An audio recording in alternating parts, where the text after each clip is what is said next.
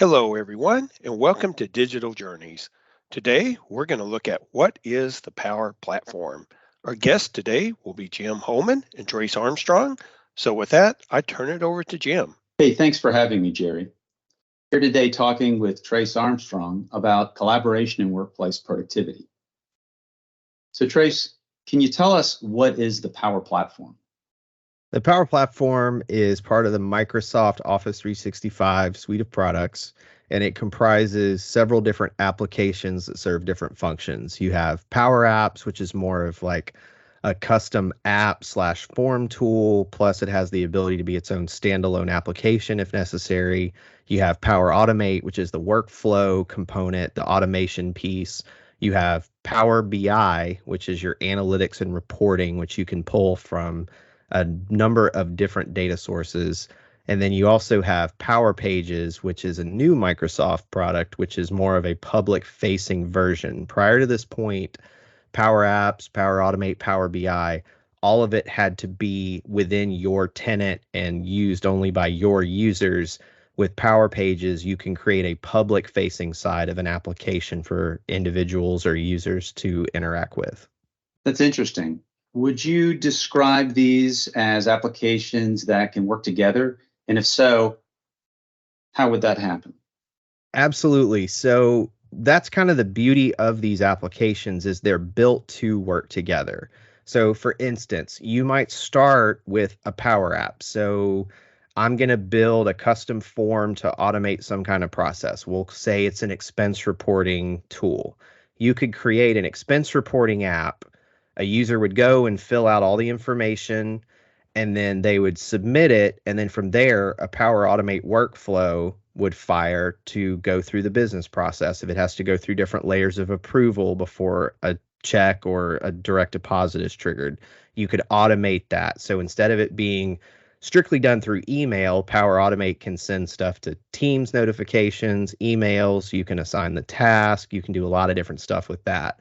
And then on the last piece with Power BI, you could have analytics. How quickly are we approving or denying expense reports? How efficient are we in all of those kinds of areas? And that would apply across a bunch of different verticals, a bunch of different processes. So, I mean, it could be expense reporting, it could be, car approvals, it could be whatever you need it to be. Yeah, so since most organizations have some type of Office licensing, and this is a very confusing aspect of how Microsoft goes to market, what they call their products and how the subscriptions work. When you mentioned Power Pages, which is a new, as soon as I hear new, and I know the listeners might ask as well, how much of this is already licensed? How much of this is add-on? Do they own it already?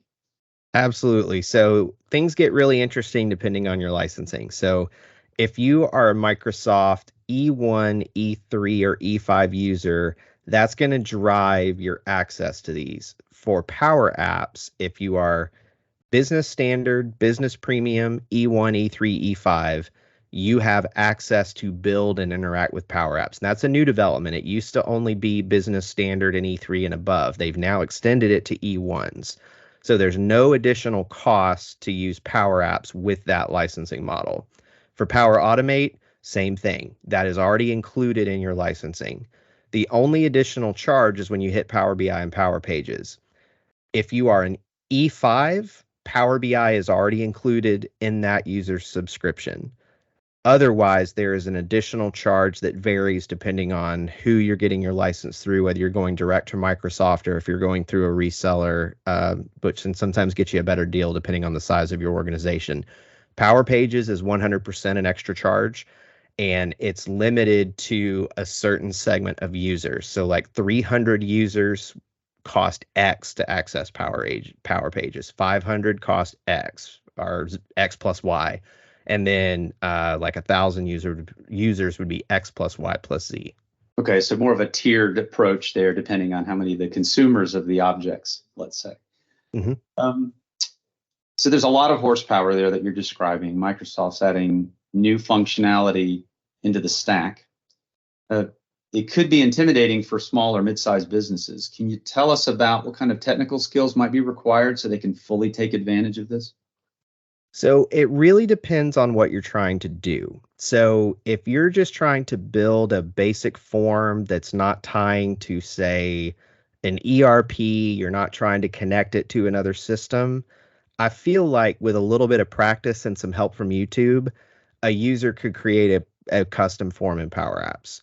With Power Automate for building workflows, I believe most users with just a little bit of Googling, a little bit of YouTube, they would be able to build some basic approval workflows. So that would be things like, hey, I just need to get this document approved by somebody, or I need to route a task to somebody.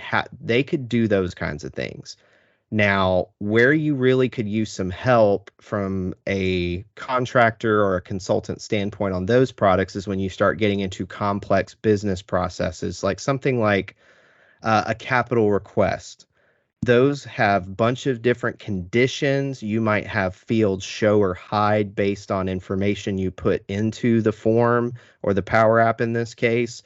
And in the Power Automate function, depending on what kind of a capital request it is, it might have to route or switch or perform different functions. And that's where you want to be more careful and have a more advanced, either someone within your organization who is they're specialized in these products, or bring in a consultant.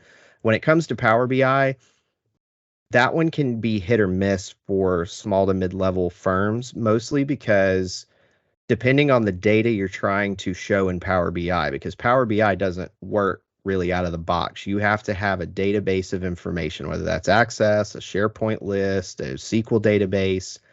There is some back-end stuff that needs to happen to use a Power BI dashboard. And then since Power Pages is kind of a public face of these, you really want to make sure that you have a specialist who's an expert, because the licensing triggers on Power Pages can be a little difficult.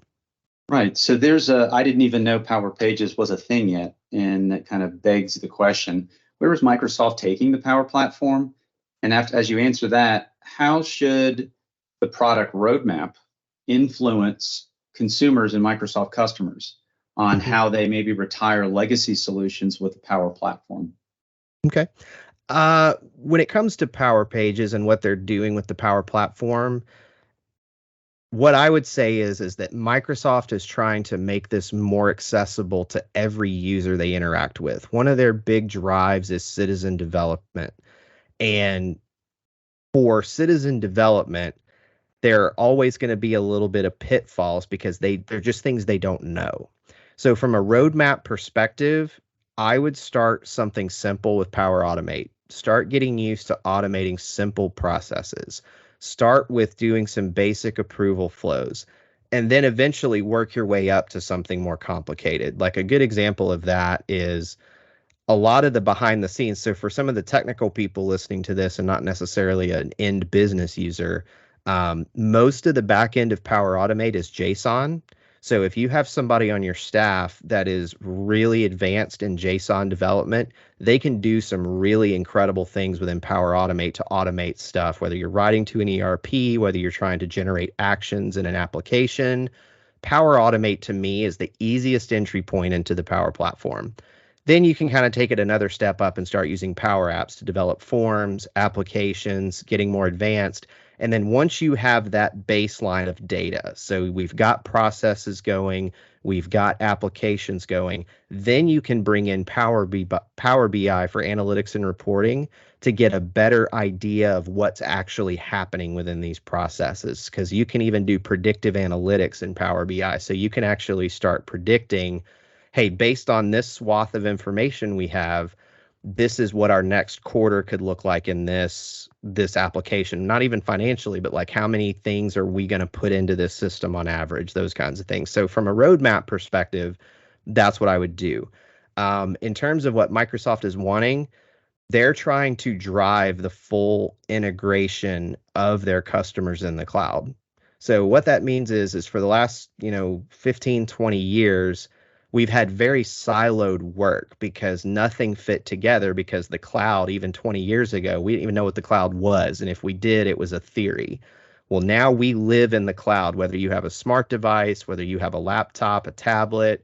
Some people even have those little metaverse glass things. So everything is in the cloud now. So what that means is you have the ability to integrate all of your processes and all of your data and make better decisions for your business. And I really think that's what Microsoft is trying to demonstrate, is that right there, is we can integrate all of this information and all of this data, and it will make your workers and your users more efficient and hopefully reduce headaches that we've existed in the past, because there are always pain points. Trace, thanks for talking about what the Power Platform is. So stay tuned for more with Trace Armstrong in part 2 of this series. Thank you, Jim and Trace, for the great discussion today. And I also would like to thank our listeners for tuning in today. As always, feel free to like and share this podcast. Stay tuned for more digital journeys.